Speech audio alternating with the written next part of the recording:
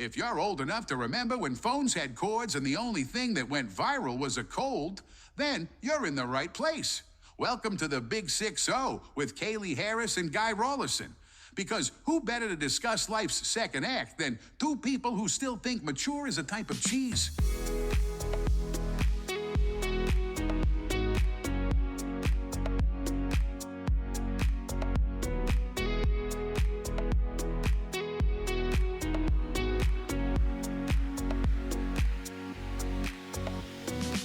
Hi everyone, and welcome to this week's edition of the Big 6-0 podcast with me, Kaylee Harris and Guy Rawlison. Now guys, so far on the podcast we've spoken to some amazing people with equally amazing stories, and I'm sure our next guest is used to hearing this about herself when she does interviews, but to say Lisa Blair is amazing seems like the greatest understatement of the year. We're all amazing, I guess, on some level, right? But what Lisa has achieved goes so far beyond that. Lisa Blair is the first woman to sail solo around Antarctica, and her journey has been captured in a documentary film called Maiden. It's now showing on SBS On Demand. So to prepare for this interview, I watched the doco, of course, but I have never felt sick or anxious before watching something on television until this. It was out of pure worry for you. Lisa Blair, welcome. Thank you. Thanks for having me on the show. Let's set the scene for the documentary in the lead up to your first attempt to be the first woman to circumnavigate Antarctica unassisted. Mm-hmm. This was in 2017? Yes. Okay. Now, your boat is called Climate Action Now. And what I love about it is the boat was covered in little Post-it notes. Yeah. I guess painted on. It's like a giant sticker, like a vinyl, like a car wrap. Yeah. What I'm saying is not actual Post-it notes. No. I do get little kids sometimes come up and go, don't they fall off when you're sailing? And I'm like, no, I'm sorry, love. So all these little notes have got messages to do with climate action, something you're very passionate about. Yes. Is that why? I'm just sort of thinking the climate action now, why the journey? Was it to do with to raise awareness for that, or was it more about you wanting to do something for yourself to break this record? Was it all of the above? Was it because you'd been a sailor a long time? Take us back to then and how that all came. I think because your mum was a sailor. Mum got into sailing when my folks divorced when I was about 12-ish. And so we had been on the odd sailboat as I'd been growing up, like the odd Easter holiday was on her new partner's sailboat. And so it was a sort of first exploration into it, but I was a teenage girl, with zero interest in learning how to sail from my mum's new partner or anything like that, as you would imagine as a kid those days. So it wasn't until I was 25 that I really started to learn how to sail and got an interest for it.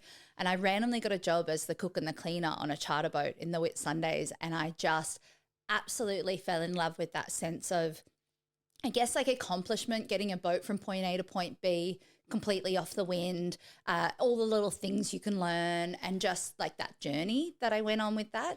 And it led me to do a yacht race around the world called the Clipper Around the World Yacht Race, which is like an amateur yacht race. So you sign up, you pay a berth fee, you race each other around the planet. And so coming from almost no sailing experience to wanting to go and do big projects and reading stories and seeing Jessica Watson finishing her record and like just thinking, that's amazing. I'd love to have a go, but I've got no kind of sailing experience to back it up yet. That race seemed like a really great option to learn and to get the project kind of going. And then it was while I was sailing around the world with the Clipper race that I started to really see the firsthand impacts of humans on the oceans. And, it was a really, like, I was always quite sustainably aware anyway. As a kid, we grew up in the bush on solar power. We were taught always to respect wildlife and the nature around us.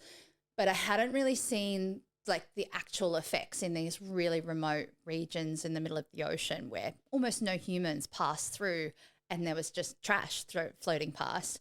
I mean, once we were halfway from South Africa to Australia and I was helming the boat, we're closer to Antarctica than Australia or like to any main continent. And then this styrofoam box just floated past us, thousands of miles out to sea. We sailed up towards China and across the North Pacific from Australia. And on that trip, there were whole sections where the volume of plastic pollution in the water was so thick, we had to actually get a crew member on the bow of the boat with a boat hook, like pushing it and shoving it out of the way of the boat. Oh my goodness. Yeah. And to me, that was just like, I felt so overwhelmed and I didn't know how I could change it or impact it or help it. But I thought, if I'm feeling this way, it's quite likely there's millions of people feeling this way. And how could I then maybe craft a project around the idea of impact and positive impact? And how could we inspire people to take on a change for our environment? And that's really where the Climate Action Now and the Post-it notes came through. Because you tend to think that certain parts of the world, ocean pollution would be worse than others. And you think automatically it would be closer to land.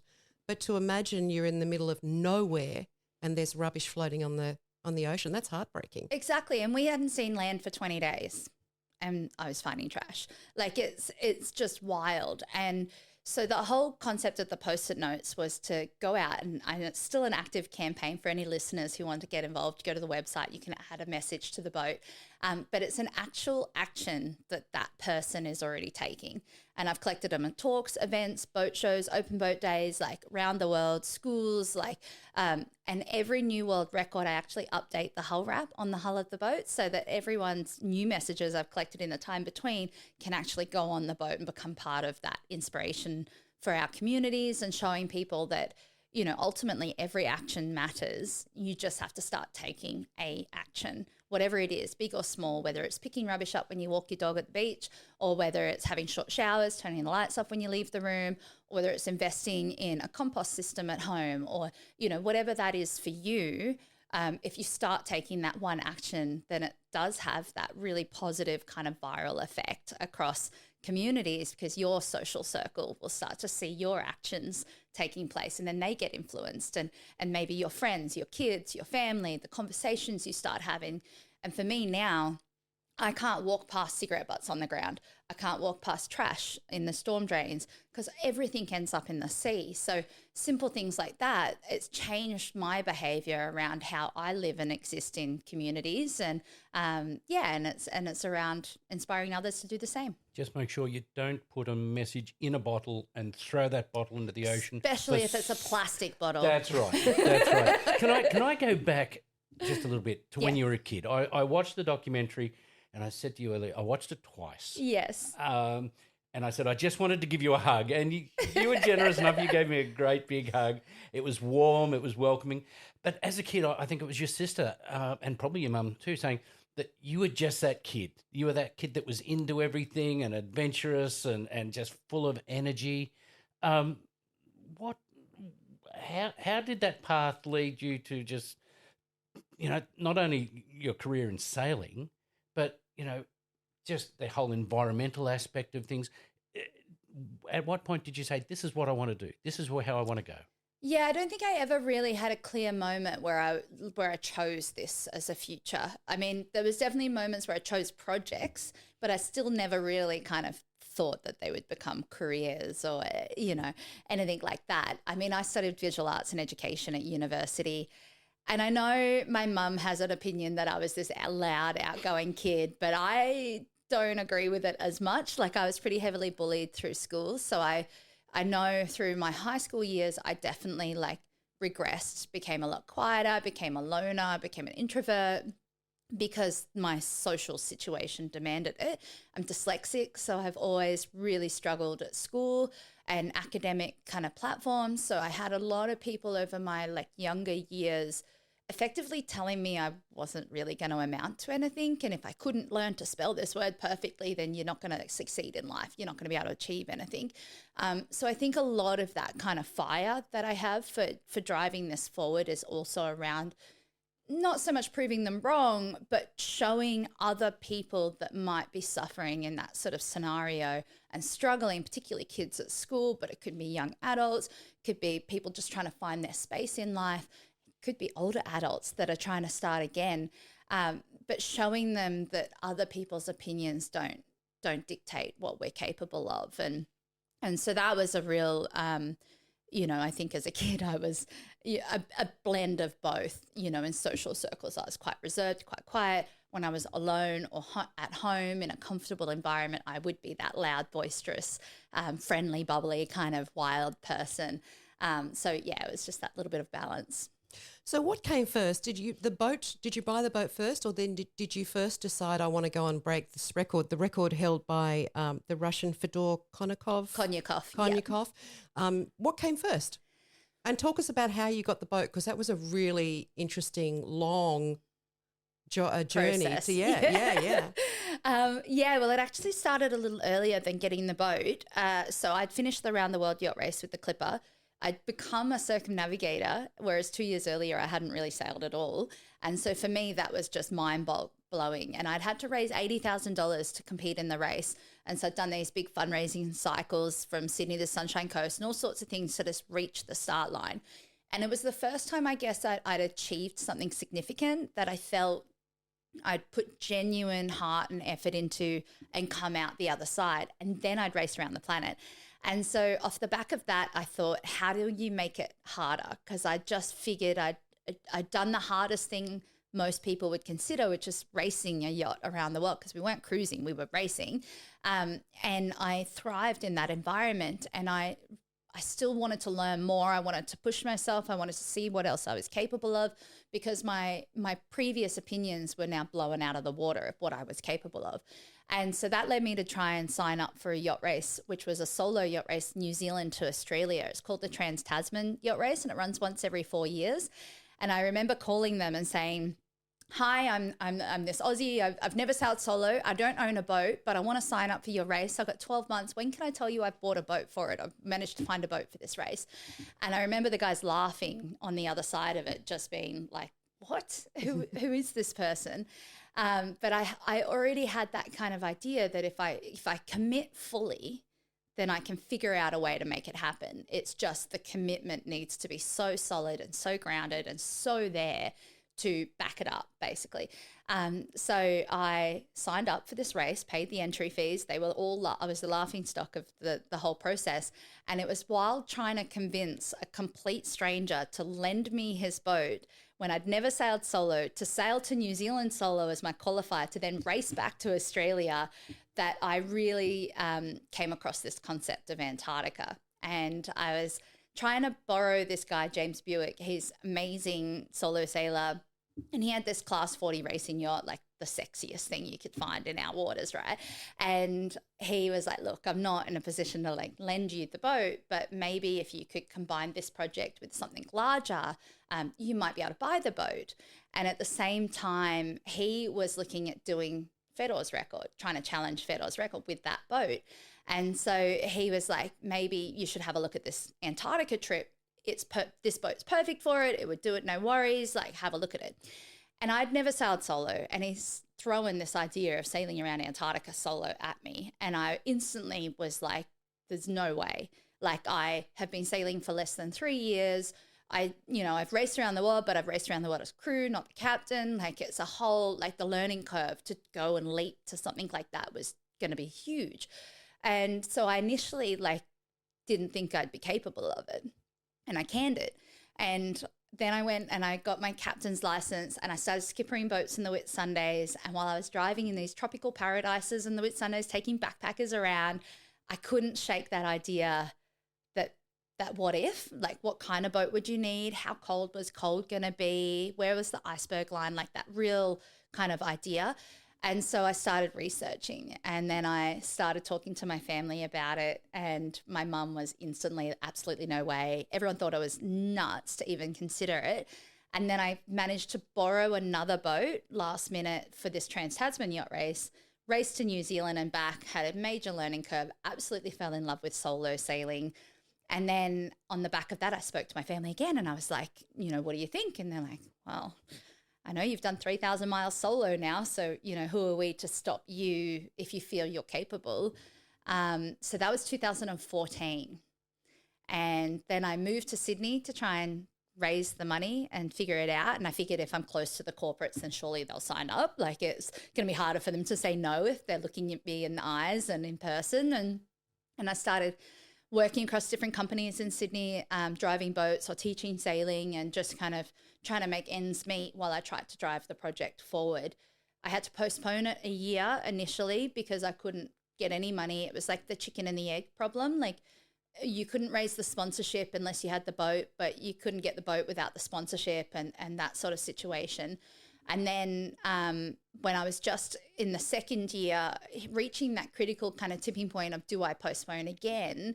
And I'd been like sending thousands of proposal documents out, having meetings, just getting nowhere with it. And it was my first kind of solo project of scale. So obviously, like, you know, I've got no assets to back it up with yet. I haven't proven myself to anyone yet. And it was at that time that my mum had thought about maybe loaning me the money for the boat. So she came to me with a conversation. She was like, I think I can refinance against the family home and help you buy the boat. And I adamantly refused because I didn't want to have to put, you know, family assets. And she, you know, we don't have a lot in our family. I didn't want to put that on the line for this.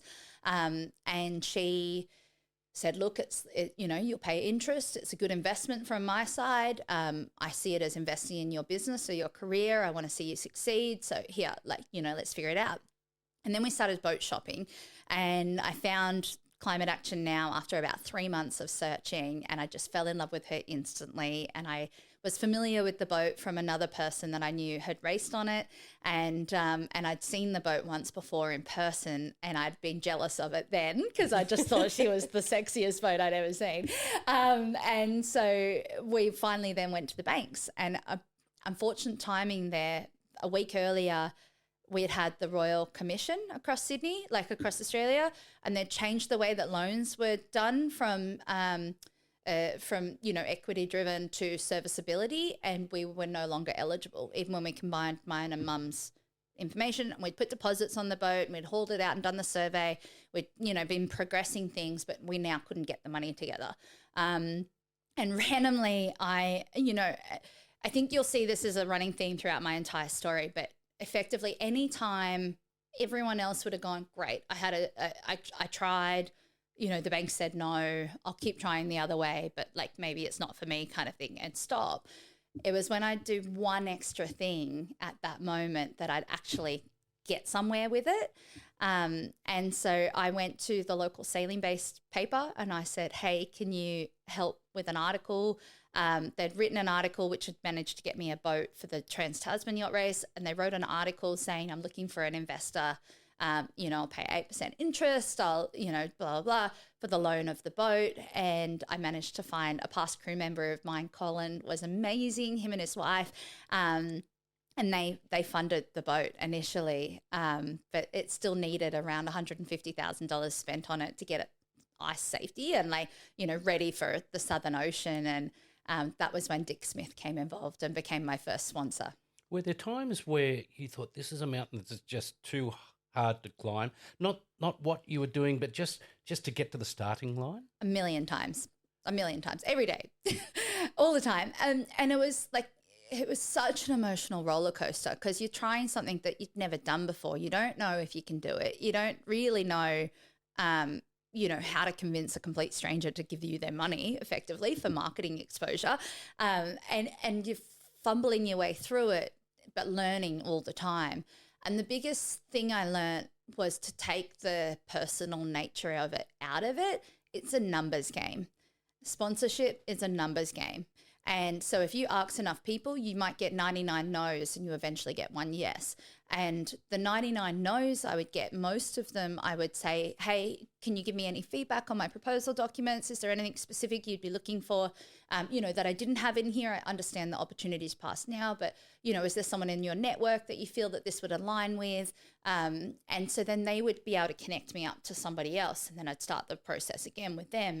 And so it's just a consistently, like, chipping away and just chipping away and chipping away and chipping away. And so, you know, like a normal day, I'd go out and I'd teach sailing for 6 or 8 hours, and then I'd come home and I'd send 20 or 30 emails, and then I'd follow up with them a week later when I had a gap between sailing charters. I'd be calling people and trying to follow up and check they got my email and schedule a meeting, and then I'd have to, like, not accept a charter so I could go to a meeting, and, like, you know, it's just a constant hustle effectively. So fast forward, you hustle and hustle and hustle for over 3 years. Yeah. You finally get to the point where you're ready to go.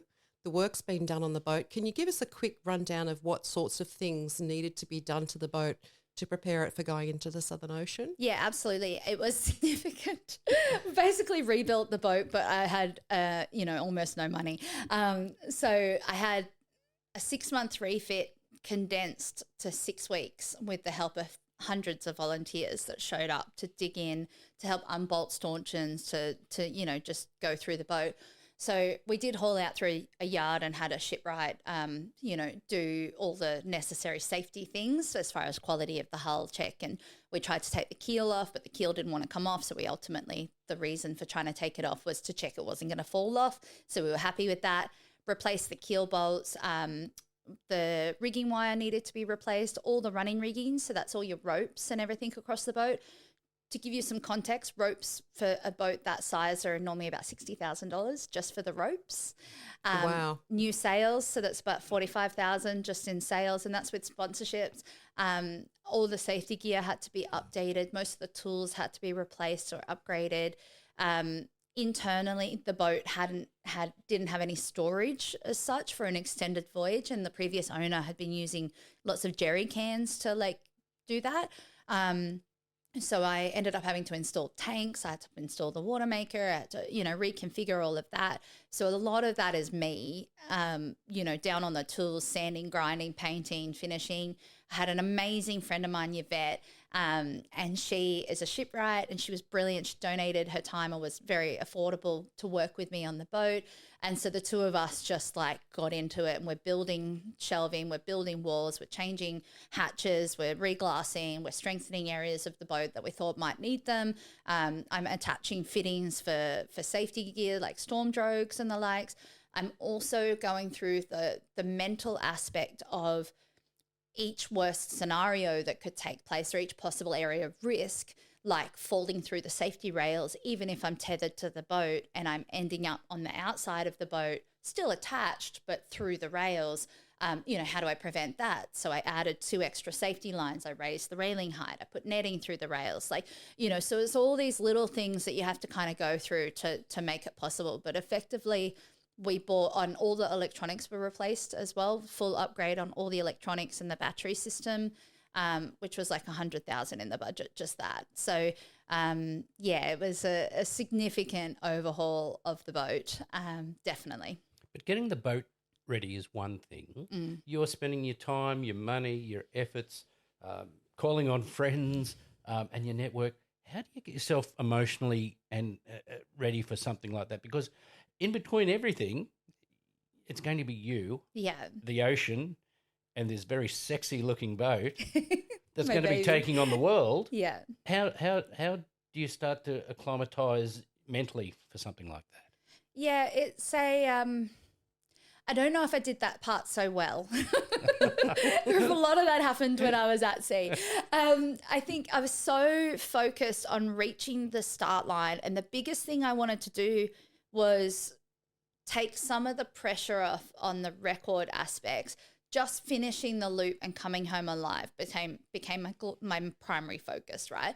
Even though I wanted the record and I wanted to be the fastest and all of these things, they weren't what I focused my energy on. Just making sure I could survive it was where I focused my energy. And it meant that my first significant goal was reaching the start line, and I celebrated that because I think so many people look at the start as the beginning, but you've already had this huge journey of overcoming challenges to reach the start line, and anything else on top of that was just going to be like icing on the cake, right? But I'd spent a lot of time visualizing, and before I did the first Antarctica record, the longest I'd spent at sea solo was 12 days. So I had no idea really how I would mentally cope. And you were looking at 3 to 4 months at sea. Exactly. Yeah. So I planned for 4 months. I was hoping for 3. And the record was 3 months or just short of 3 months. And so it was really around trying to structure my mind or consciously come up with decisions and like a way of framing my mind up on I guess the best way I did it was I put it in perspective of when the project started in 2014. This is just the little bit at the end, the sailing part. And I know how to sail it. I know I love the ocean. I know I love being at sea solo. So I didn't think that would be such a big part of the record of outside of like the daily grind of like trying to survive in those conditions all the time. But when I would have bad days, I would always relate it back. Okay, this is, I've worked so incredibly hard. I've given so much of my energy and commitment to just getting to this point, to have this experience, to be going through hell at the moment. And I tried to then frame it as a positive in like, I'm privileged to have this experience, to be hypothermic in the middle of the ocean and freezing and hating life at the moment. But I'm incredibly lucky because it meant that all that work, this is the top of all of that energy and work and effort. And the visualizing helped a lot, but I don't know how you can visualize loneliness and depression and things like that when you're on your own in the middle of the ocean. And you don't want to visualize 15-meter waves either. Well, I mean, you do. You need to, and I would think through all different scenarios, like what happens if I broke my leg? What happens if the keel fell off? What happens if I lost a vital piece of gear? What happens if my comms went down? How would I feel? How does that change the mental aspect of the game? Like, all of these things. So I would spend like that 3 years of preparation was 3 years of thinking through everything I could possibly humanly imagine might occur, including what if I get sad because I'm alone? What if I miss my friends and family a lot? Like and I'm already quite independent. I moved out of home when I was 18 and moved to another state. Like, so I've always been quite like not lonely. Like I'm always, I get along with my family brilliantly and I love them a lot and we talk all the time, but I'm not with them. I'm not living with them. I'm not surrounded by that all the time. So I feel like it wasn't such a big leap to get out to sea solo. But that isolation is completely different. It's foreign to 99% of the population, isn't it? Being this little bobbin popping through the Southern Ocean. Yeah. And at night times, what was like? I love the nights. The nights are my favorite. They're the best. You can't see the ocean, but you feel the boat when it's happy. It's got this shushing sound that it makes when it's on course. The boat's happy. You're gliding through the waves. You've got this incredible clear sky. I mean, I didn't get that many clear skies. It's the Southern Ocean. It's mostly grey and overcast, but the clear nights were just breathtaking. And you would get it sometimes where it was so calm that you'd have the stars reflected on the surface of the ocean and you couldn't tell the difference between sky and sea. And you would just be like, almost like you're in a spaceship, just blindly, slowly drifting forward in these calm conditions. And I ended up actually spending most of my nights up and sleeping what I could in the days, mainly also because I was trying to stay on the Australian time zone. So as I went through the different time zones, I ended up just because I was doing media interviews and stuff like that at sea. But just going back to the loneliness thing for a second, when COVID hit, I got interviewed a lot around isolation and loneliness. And the biggest thing that I kind of, I guess, came to was the fact that I chose this. I chose this experience and I knew it was going to be part of that experience that I was setting off for, and it's temporary. I knew that I'll eventually reach port. It's 3 months. It's not forever. And I didn't have that unknown uncertainty. And I think so many people with something like COVID struggled so much because they didn't know when it was going to end. They weren't sure, and it was somebody else telling them they had to stay home and isolated. Whereas with something like what I was doing, I chose to be in that situation. And, you're alone, but you also know you've got, thousands and thousands of people following you at home. That support, that outcrying support would come through. When I'd have really bad days, my mum would go through my social media and copy and paste all the positive comments from people, and I couldn't see them at sea, but she could see them coming through, and she'd drop them in a text email to me through the satellite system. And so every now and then she'd have just picked up on my tone of voice or my language use in my text, and she'd just realize that I was having a bit of a hard time, and she'd send those through, and it would always just remind me that I'm the only one out here, but that I'm doing it for this greater community of people.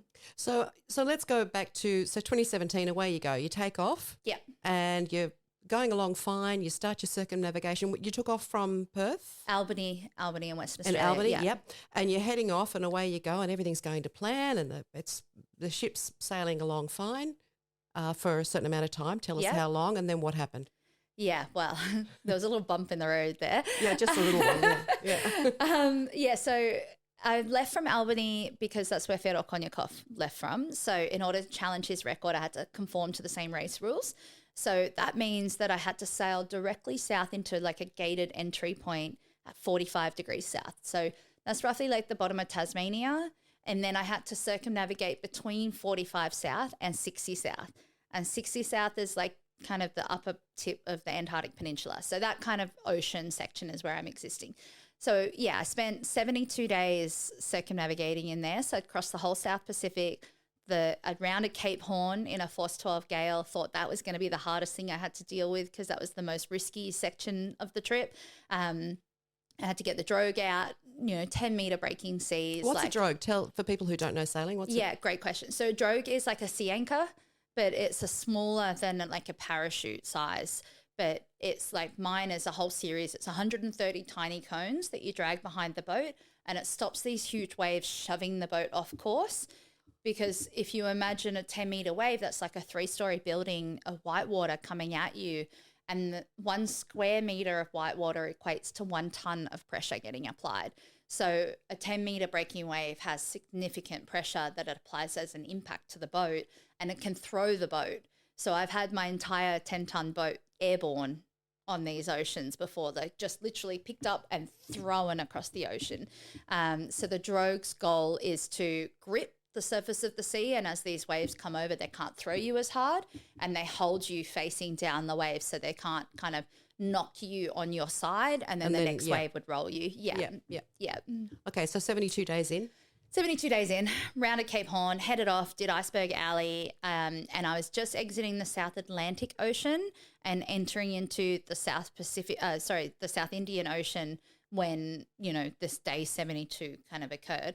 And it had been, the whole South Atlantic had been kind of one big storm, but you got kind of desensitized to what a storm was. So 6 to 8 meter seas became like a normal day.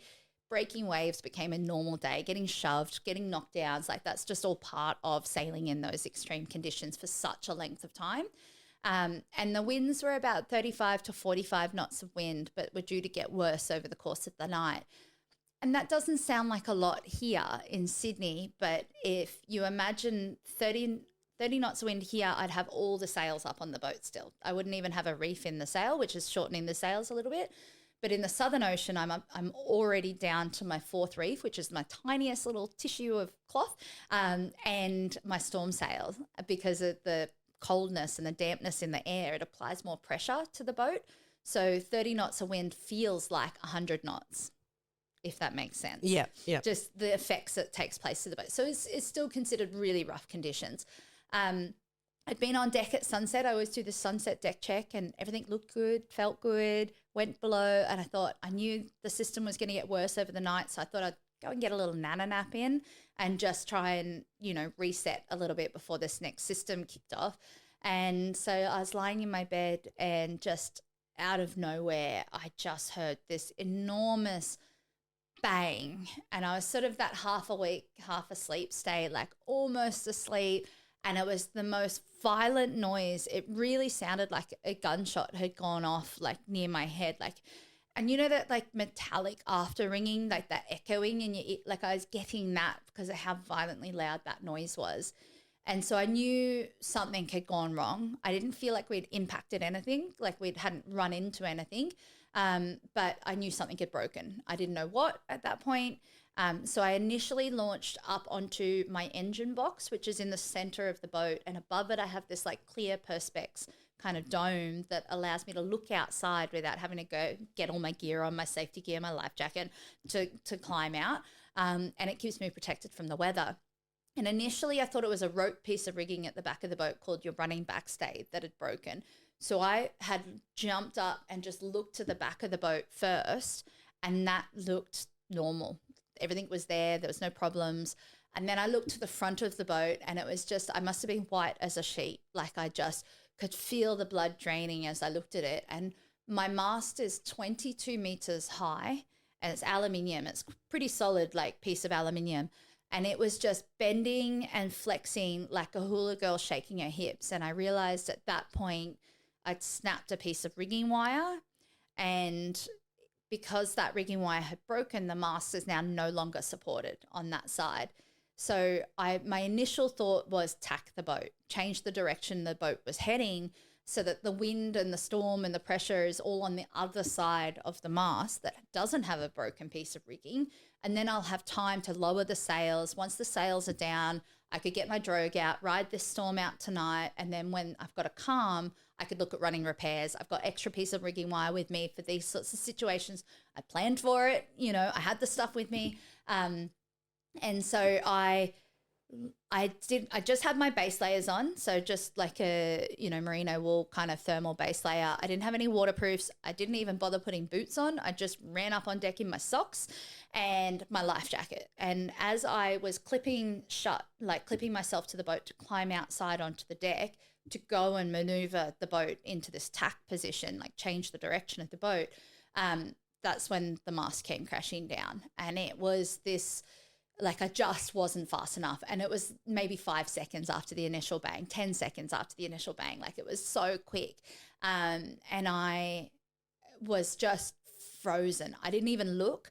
I was on the engine box, half out the hatch, and I just froze there as this huge just crescendo of noise came through. Like, it was just, I tear up telling this story every time.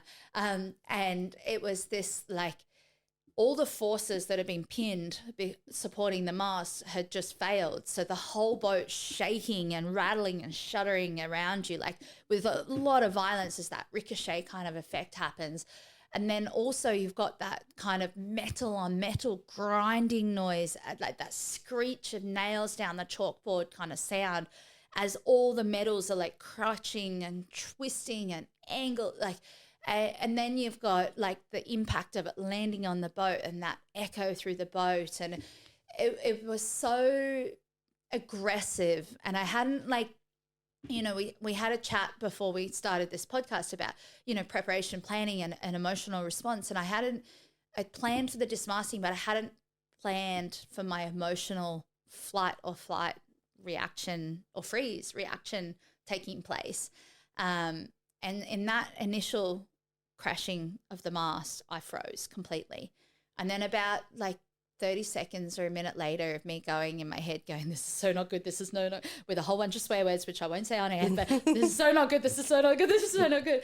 I like thought I better get up on deck and have a look. And I hadn't even exited the boat yet. And I didn't stop to put gear on. I just climbed out. So I still had my life jacket on from trying to exit the boat, climbed out, stood up on the cockpit floor there, looked over the cabin top, and I held on as one massive wave just barreled straight over the boat. So I was buried up to my neck in white water in seconds, soaked completely through. And as the wave passed, I could then see that there was just nothing left. Like, there was nothing up in the air anymore. There was just nothing. And I had snapped the mast at deck level.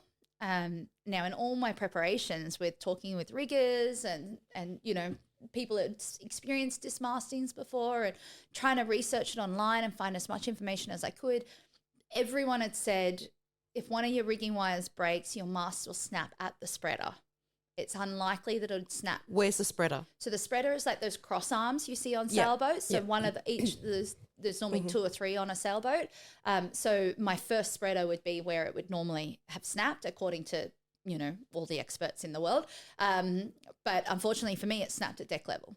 And so that meant a couple of different things. It meant I now had a 22-meter long spear tangled to the boat with all the bits of rigging, the ropes and everything. And the bottom sort of 2 meters of it was still on the deck of the boat, but the rest was in the ocean.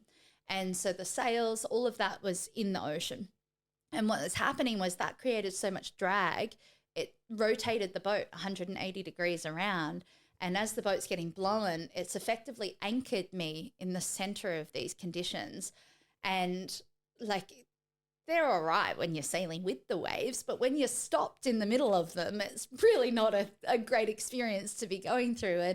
And, you know, these waves were hitting the mast and the debris in the water first, pushing it up onto the boat. So it was driving that 2 meter bit that was on the deck of the boat forward across the beam of the boat, and with so much force that it was breaking a lot of the ropes that were run through the mast. And now these ropes have a safe working load of 30 tons. and you could hear them snapping every wave that came through. But then the wave would hit the hull of the boat and smash the boat out from underneath that stump of the mast. And then it would bury the boat in whitewater, and I'd be submerged up to my neck in whitewater. And you're basically effectively swimming on the deck of the boat at that point, trying to hold on, trying not to get washed away down the boat, and trying to just get through it, kind of thing. And so the boat's also heaving and rolling from side to side as these big waves are passing underneath us or over us. And the risk is that one of those waves hits a little harder than the rest and actually drops the mast off the deck of the boat, pulls it tight enough that that can occur, and then punctures it through the hull of the boat and effectively starts sinking the vessel pretty quickly. I was really lucky that that didn't occur, but what was occurring was that push-shove motion was so aggressive that it literally started to cut the boat in half, like someone chopping something with a saw down the side of the boat. And so within, the first initial response was just panic.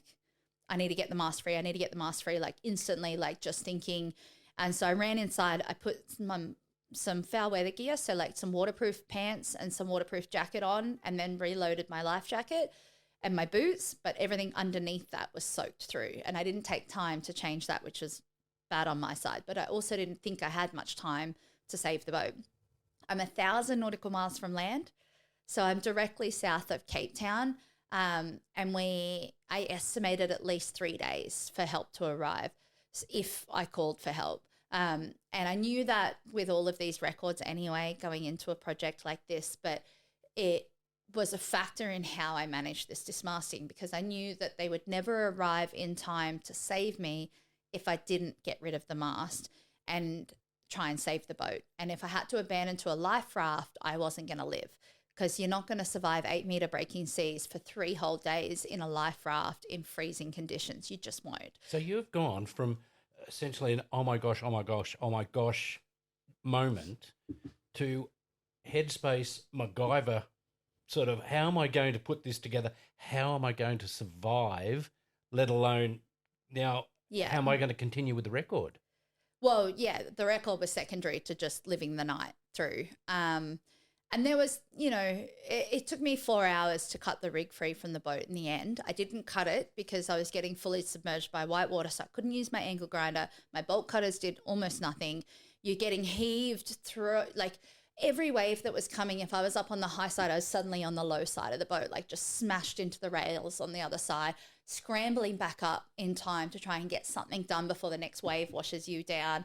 You're trying to deal with it. So I ended up using a kit I'd pre-prepared and put together called a dismasting kit, or that I nicknamed my dismasting kit. And I hoped I'd never had to use it, and I pulled it out. And it was a hot pink pencil case, so I could find it in a hurry. And in it, I had a pair of needle nose pliers, vice grips, a hammer, and a flathead screwdriver.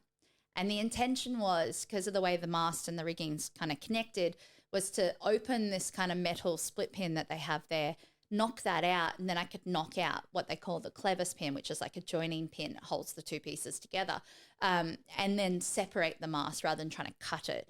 And so that became the way that I was able to actually deal with it. But it was a very, very slow process. I also started going into hypothermia, so I started shaking uncontrollably, which made hammering really, really hard to do. And I was smashing my hand up more than I was hitting the screwdriver. And about 3 hours in was where I had to kind of really come to terms with the fact I might not live through the night.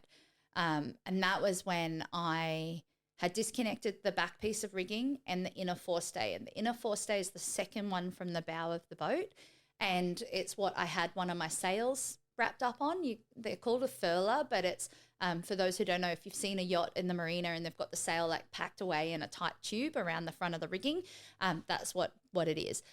And so when I disconnected that, because the furler like effectively has an aluminium tube running over the rigging plus this twisted up sail, it was like this stiff object. And so when it came loose, with the waves coming across, it actually whipped it around the deck of the boat with the metal drum on the bottom with so much force that if I was in the way, it would likely, hurt me quite badly. And I had to like really have my James Bond moment at this point, because it was, I had to fully disconnect from the boat. So I had to make a conscious choice that I might be washed overboard. But if I didn't throw this piece off the boat and time it with the rocking with the waves, then it was going to hit me and I would be compromised and probably have a broken leg or something. So I unclipped from the boat. I don't think I told Mum that part. Sorry, Mum. Hi, Mum. And then I had to, like, the boat dipped towards me, like towards the left side, and I had to run up, and it was like running up a hill, and it's only 4 or 5 steps, but I had to run up. And as I had to run, I then had to throw it as the boat dipped towards the piece of rigging, and that allowed it to get the rest of the way overboard because it's all quite heavy, all connected and stuff. And so I eventually was able to get that off, and then I retethered to the boat, and it was at this point that I assessed the bow of the boat, this forestay wire, this very next piece.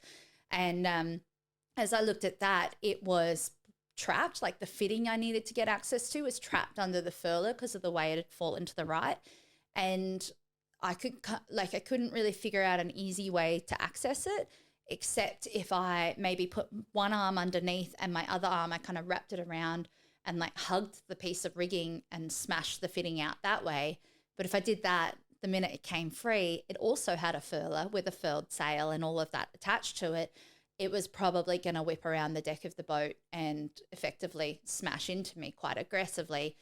And so I assumed that it would crush my arm or break my ribs or otherwise prevent me from being able to save the rest of the boat.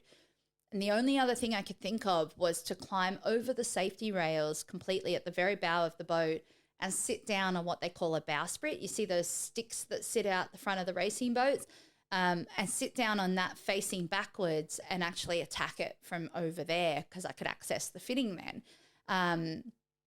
This is 6 to 8 meter waves. I'm struggling to hold on inside the safety rails with my tether attached. And you've got hypothermia. And I'm going into hypothermia. But by this point, that hole in the side of the boat was like the size of a dinner plate, like a large, like kind of platter size hole. And it was now through the full deck hull joint. So it was much faster in how quickly it was cutting into the boat.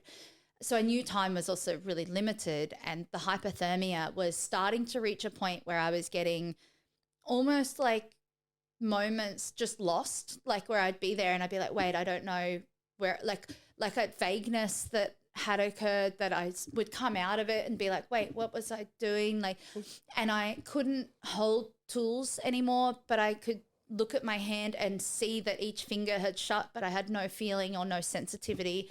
I'd been shaking for hours at this point, shivering as my temperature just got colder and colder and colder. And I knew if I went out onto the bowsprit, I might survive. I might have a 50% chance that I come back if I'm lucky. But if I don't go out there, I have a 100% chance the boat's going to sink tonight and I'm not going to survive. And so I had to have that kind of realization. And when I knew that I was going to have to take this extra really aggressive kind of step to try and save myself, I went inside the boat and I called my shore manager up, Jeff. I was just about to say, have you let anyone know at this point the situation you're in? Yeah, so I had issued a pan after about 15, 20 minutes into the emergency. It finally occurred to me that I was like, oh, I should probably tell somebody. And so I called Jeff up and it was 3 a.m. in Australia. So he was in bed with his partner. And so I called him up and he's like half asleep going, hello. And I was like, I've dismasted. And he's like, he's so empathetic and is such a lovely person that he was just like, oh no. And I was like, dude, I don't have time for the oh I don't need oh no's. I'm like, in it, I need to get, And so I just started talking over the top of him and I've just said, yep, I've dismasted. I'm issuing a pan.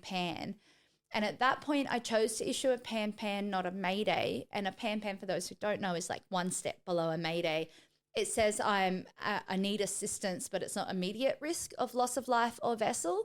And a lot of people could probably argue with me that it was. I was just about immediate. to say, yeah.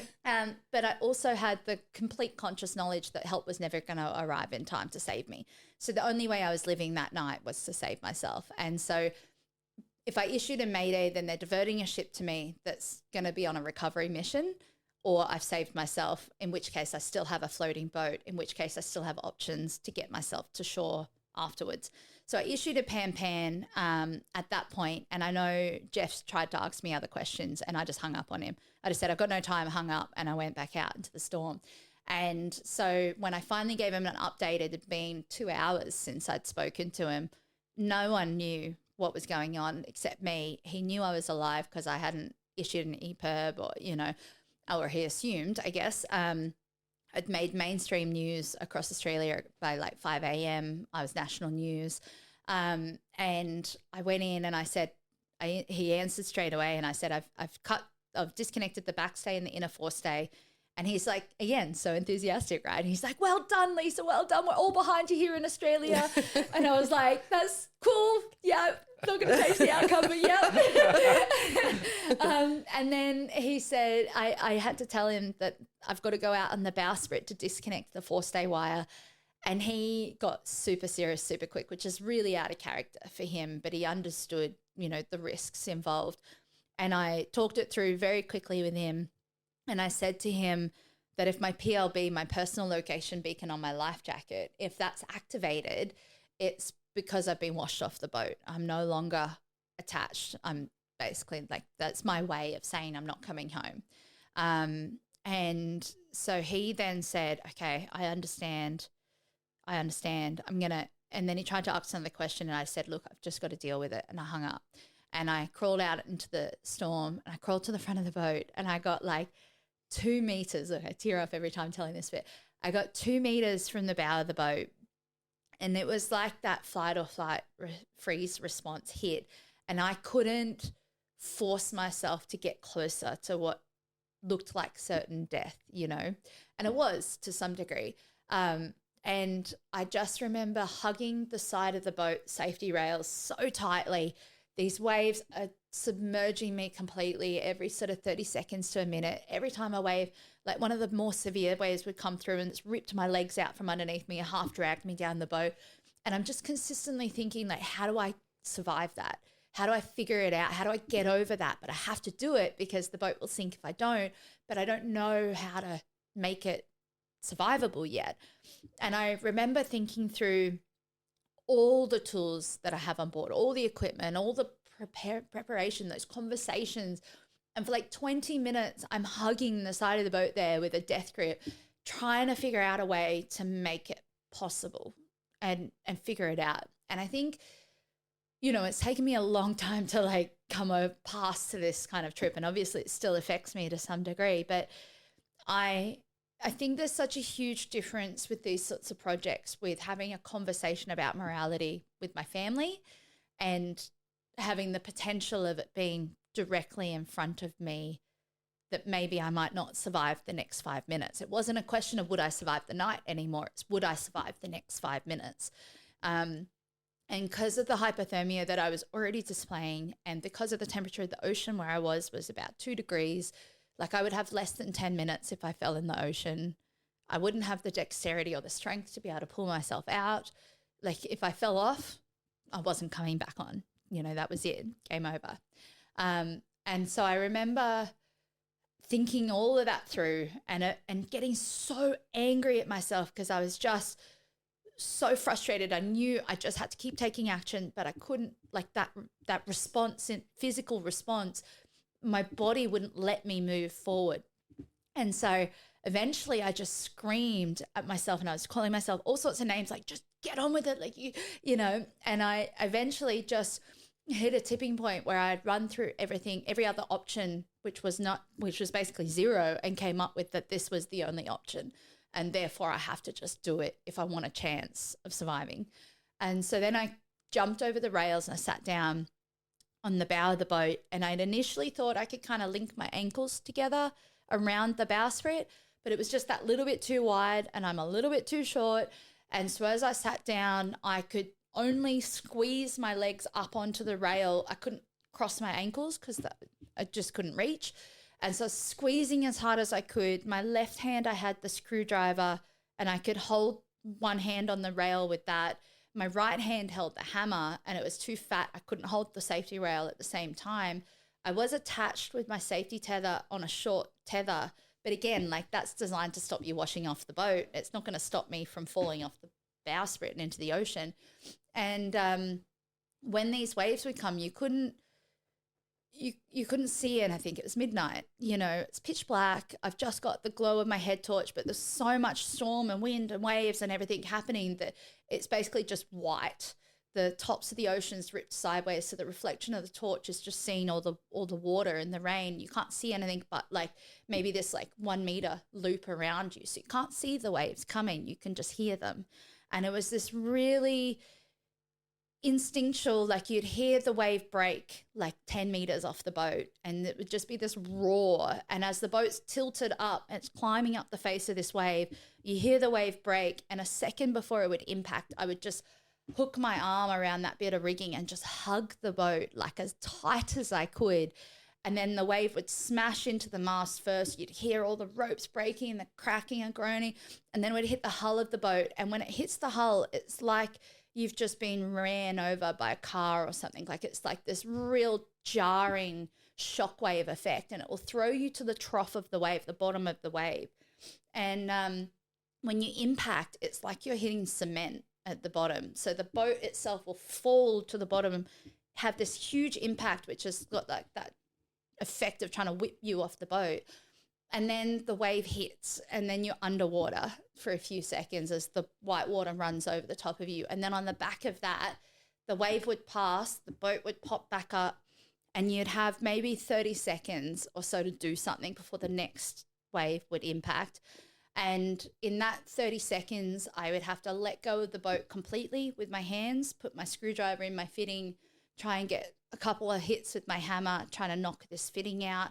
And then I would hear the next wall of water coming down, and I'd hug the boat again and hold on as we'd ride through it. And I initially thought that when the furley goes, I thought it would rip all the railings off too, which would then leave me with nothing to hold on to, and I'd probably fall off at that point, which would be a really bad ending. I don't know how it happened, but as the boat dipped just right, the fitting came loose, and I was able to kind of throw it over my head and kind of behind me at the same time as the boat dipped just the right way to let that happen. And I got that in the ocean, which allowed me to then scramble. I got hit by the next wave, and after that I was able to get back up onto the deck of the boat. And I don't think I can tell you how much relief it was to be able to call Jeff back. Like I hadn't survived yet. Like I haven't gotten out. I've still got pieces of rigging. I've still got a hole in the side of the boat. I'm still 1,000 miles from land, but I'd survived what was, the hardest part of the whole night. And I called Jeff up and I said, I'm back on board. I've managed to do it. And at that point, he suggested I try to keep my boom, which was the horizontal piece that your mainsail flies on. And if I could salvage that, then I could potentially build a jury rig or something. And that was the first time I started to think about what might be after surviving the night. Yeah, exactly. Yeah. Oh my gosh. So hang on. It's a whole lot of stories. Oh my gosh. It's an amazing story. So you survive the night and you get through. Now this leaves obviously no chance of a record or anything like that. You're still in a fair bit of trouble. You're still 1,000 miles from help. Yeah. But you make the decision then to head into South Africa to I guess be safe and get the boat fixed. And so tell us about that. How does that work? Because once you under, like you had a motor on board, once you use that, then all the records and everything's gone. But would you have had enough fuel even to get from where you were to South Africa? No. So that decision, like it took me the next day to clear the debris from the water. So the mast sank, the sails, I lost all the mast and sails and most of the rigging attached to it overboard. That sunk to the middle of the Southern Ocean. And I had to patch that hole in the side of the boat, which took me almost all day, and check that there was nothing in the water, no ropes and stuff in the water that could catch in my engine when I had to turn it on. And then when I went to turn it on at sunset, it didn't work because it hadn't been used in 2 months. So I eventually got that working, and then I had to make the decision to void the record. And I had to juggle whether I was going to build a jury rig and sail the rest of the way to Australia and keep the record and just be the first woman and do it under jury rig. But it would probably take me another 2 months to finish the trip. And the risk was that I got hung between 2 10-meter waves and the boat snapped because of the weakness of where the damage was. And, ultimately all of these projects, it's about coming home. It's about raising awareness of the environment and coming home. And so I had to make the decision, turn the engine on, voided the record, headed up to Cape Town. But yeah, when I looked, I only had 230 litres of fuel. And when I did the calculations, I didn't have enough to get me all the way to South Africa. And at the same time as the sunset that day, which is the day after the initial dismasting, the sat phone rang and I had this call from the MRCC in Cape Town. So that's the Maritime Rescue Coordination Centre out of South Africa there. And they manage any rescue scenario for a Mayday in those regions, that region of water. And so I had issued a pan, so I didn't expect them to have diverted traffic or anything to me. But they called and said that they had upgraded me to a Mayday because I was solo and because I was so remote that they'd instantly upgraded me without my intention, and it diverted the closest vessel towards me. And that was a bulk carrier that was 600 nautical miles away. So, 1,500 kilometers away, to give people a bit of an idea. If that was the closest boat. How long would that take to get to you? It took 2 days for them motoring south at the same time as I motored north. So at the time I said, look, I feel like I can get the boat to shore. The hull itself was relatively intact apart from that hole. I had no safety rails on the right side, but, that was, and had no mast, but that was the biggest problems. And so I said, look, I feel like I can get there, but I'm light on fuel. Is there any chance, I'm not going to get a rescue, but is there any chance they'd be okay to meet me for a fuel rendezvous and they can do a fuel transfer with me at sea? And so they checked with the master of the ship. He wasn't that enthused with me doing a fuel transfer instead of a rescue. But anyway, checked with the master of the ship. The master of the ship checked it with his insurance company because they have to get all of these things improved by their insurance first. And then they came back with the green light. So they kept heading south, but they'd never sailed through those conditions before as a big ship. This is a 200-meter long bulk carrier ship. The side of the ship's 30 meters high, and she weighs 86,000 tons. And they were so thrown around in the swells that they had to slow down to 6 knots, which from their normal 12 knots, and all the crew got seasick because it just was so rough. Whereas I'd been so desensitized to those conditions because I'd been living in them for, 2.5 months by now. You just get used to it, right? So they kept heading south, and about 2 days after the dismasting, 3 days after the dismasting, we rendezvoused. And I was still 800 miles from land. And unfortunately, it became quickly apparent that they didn't speak any English and I didn't speak any Korean. And it was a Chinese-owned bulk carrier crewed by Korean sailors. And so they just kept saying, come closer, we have fenders out. And their fenders, which is normally what you would use like against a dock or something to stop your boat getting damaged, their fenders were 2 car tires hanging off the side of the ship, like just dangling in mid-space. And they were touching the waterline when the ship was flat, but we're in 6-meter seas. The ship's side onto the swell because of the way the wind's blowing them. And so they're rolling so significantly in these conditions that their fenders were 1 minute touching the surface of the ocean and the next were 10 meters up in the air and then touching the surface of the ocean again. And it was like this impossibility. And they just kept saying, come closer, we'll tie you up, bow and stern line, and effectively like tie me up like I'm docking in a marina or something. And, it wasn't going to work because my boat wouldn't be able to take the impacts of that in any capacity. And it took me about 6 hours to try and communicate to them. And they were like super confused as to why I wasn't just driving up and parking alongside. And after about 6 hours, I finally communicated that it was too risky, too dangerous. They were effectively going to sink my boat if I tried to come alongside. And so we agreed that I would put a line on the bow of my boat to the stern of their boat, and I would hold myself off them in reverse gear, and then they would pass the containers of fuel down the line one at a time. Don't ask me why. That's what we ended up with. And at this point, I'm down to email communication only because that was the only way I could get kind of any sense of response. And so I'd write an email, upload the email to the satellite. They would then call me or I'd call them and say, email.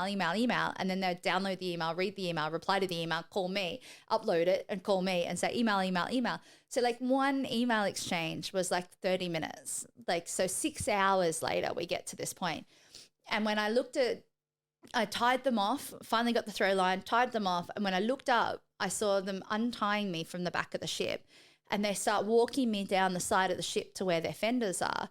Now, I can get it from their perspective. They just haven't had experience with a small sailing boat like this before, or in most scenarios where they might assist a sailing boat, it's for a rescue, and the lack of the boat's not the problem. Like, they're not trying to save the boat in any capacity, whereas I'm trying to save the boat. I'm trying to get myself to shore. I'm trying to protect my baby that I'd spent so many years working on and building and, getting going.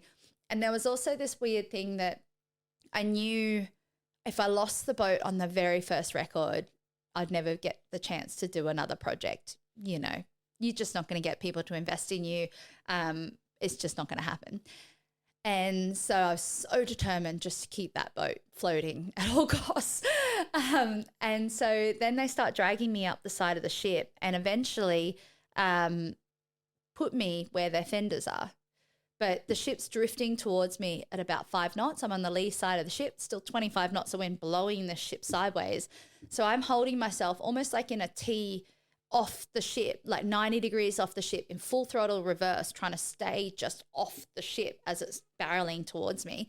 And, it was a bad call on my point to put the one line on. It was another bad call to not get out the minute I saw them trying to relocate the boat. But I was sort of hoping that, I could hold myself 90 degrees off the ship and just get it done, because it'd been hours and hours at this point.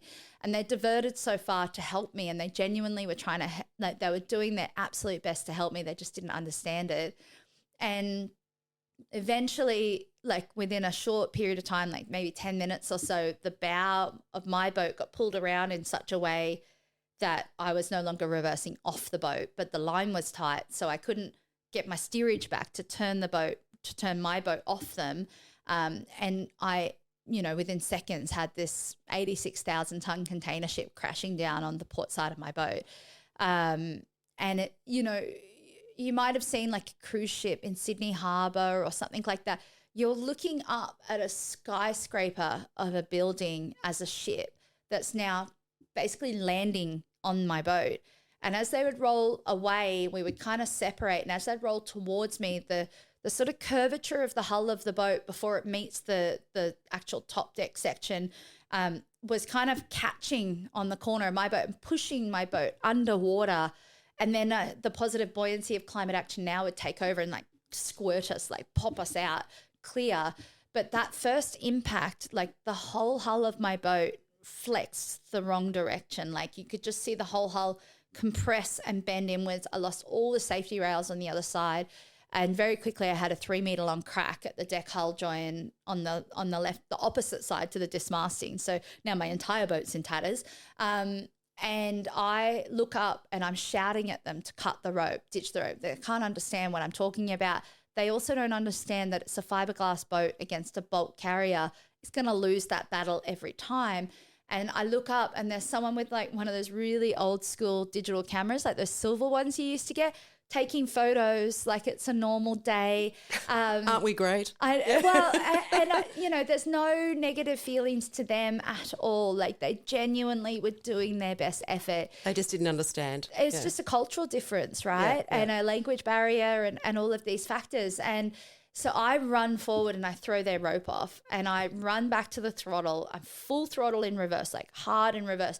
I threw it into reverse so fast that I thought I'd broken my gearbox, which is another part of the story. And I'm bouncing my way down the side of the ship. And every time they roll towards me, they smash down on the side of the boat again. And then they'd roll up because they're still drifting onto me the whole time. And I'm kind of pinned underneath them. And then there's this horrific moment, and I would never wish this on anyone. And I actually feel like this whole scenario is more traumatic to me than the dismasting, because the dismasting was something I'd planned for and was outside of my control. I just had to survive it. Whereas this whole situation shouldn't have occurred, point blank.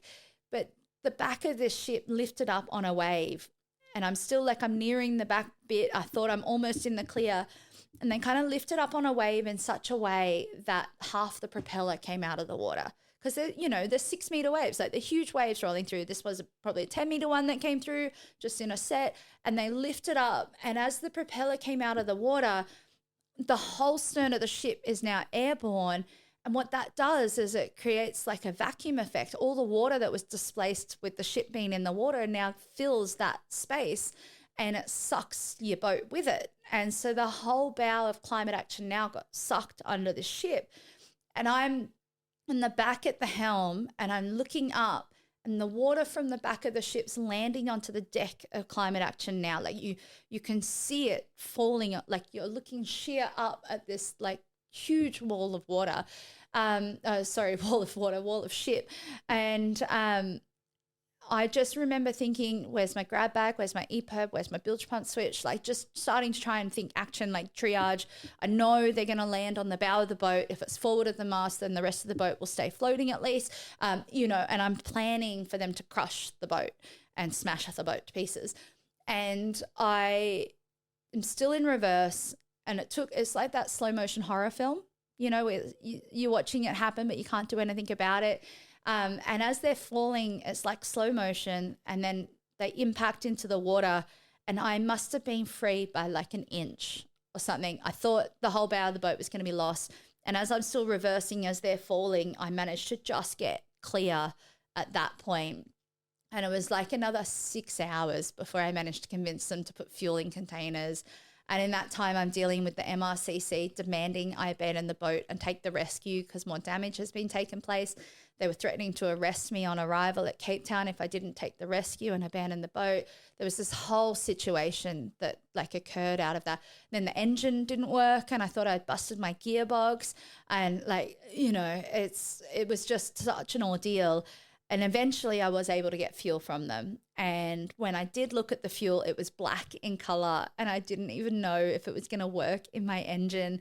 And it was like this defeated kind of overwhelmingness of like just surviving the dismasting, trying to come up with a new plan, grieving for the fact that I'd lost this record that I'd spent years working on, and then facing this extra challenge that just shouldn't have happened. Like, just get me a translator and it would have been fine, and then trying to still get 800 miles back to land. It was quite the ordeal. I ended up building a whole new mast with the boom and stepping that into a vertical position. It took me 2 days to lift that upright. And then I had to hand stitch my sails to fit the ones that were in the hull of the boat, my storm sails. So I put those in and hand stitched them and modified that. And I eventually, 10 days after I dismasted, limped very slowly into Cape Town, very grateful to reach dry land. And if you think that's the end of the story, it's not. We're going to take a break and come back and get the rest of it. The views and opinions expressed on the Big 6-0 are personal and reflect those of the hosts and guests. They do not represent the views or positions of any affiliated organisations or companies. This podcast is intended for informational and entertainment purposes only and should not be construed as professional advice. Please consult with a qualified professional for guidance on any personal matters. And before we go, let's give credit where credit is due. Kaylee Harris and I came up with all the genius content for this week's episode. Our producer, Nick Abood, well, he keeps the lights on and makes sure we don't accidentally upload a cat video instead of a podcast. So thanks for keeping us on track, Nick. Nick?